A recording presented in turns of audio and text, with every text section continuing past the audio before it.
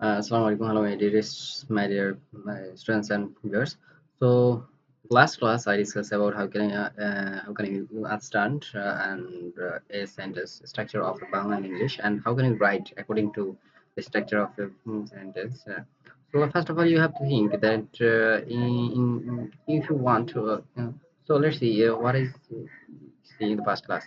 In the last class, I see that I discuss about the structure of his English sentence and Bangla sentence.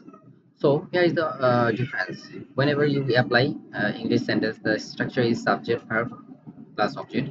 So it's according to the structure. The sentence is I am learning English. Okay, here you can see I, which is subject, learning, which is verb, English, which is object. So Bangla according to structure. So that's mean korta korma kriya. Okay. So here subject that's mean korta আমি verb কর্ম ইংরেজি and kriya শিখতেছি. That's mean he leaves the place. So স্থানটি ত্যাগ করলো. That's mean it's very simple. So whenever you want to write a sentence according to the structure of a language, first of all you think according to your own language or on your mother tongue, and then you translate it in your brain and write or speak according to that's your targeted language. So I will discuss here more. So that's mean here you can see a word happen. So if I want to write a sentence, that means what if I want to write a sentence, that means what happened there. That's mean here is same structure, subject, here is verb, this object. So you can see it's a interrogative pronoun. That's mean also can whatever there. Uh, and if I write according to the sentence, according to of this verb, if I apply a sentence, write, that's mean I write a later. So it's very simple. I hope you can understand how to write here. And yeah, there is subject, verb, object. Just you have to apply just in the middle point of a sentence to a verb. Proceed. So you, okay, you sit, you sit down. Okay. Also this is a sentence. So these same kinds of you can students every students every students stand up stand up to welcome, okay, to welcome the teacher.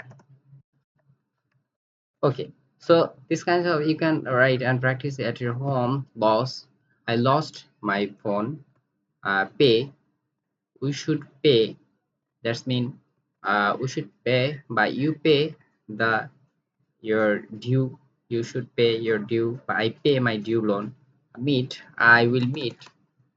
I will meet to my friends. Okay, so there is it include your budget. You should include your budget. Continue. We will continue learning English. We will continue, but we are we continue learning English. That's mean here there is some difference, uh, some category. That's like if you want to apply a sentence or tense. That's mean tense. So here is first of all you have to think which sentence you apply: present indefinite or past indefinite or future indefinite. That first, and you know everybody know in my previous class I discussed about tense. There's been what is the structure about all the kinds of tense, and that's been it's not so hard. Hopefully if you miss my class, so you can go see and you can find out. So this kind of process you can write any kinds of tense, like set, uh, we are setting a business plan.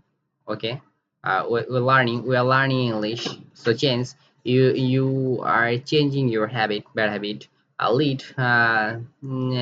His leading is he is a very good leader. So this kind of sentence you can just apply. So every day I will discuss next class.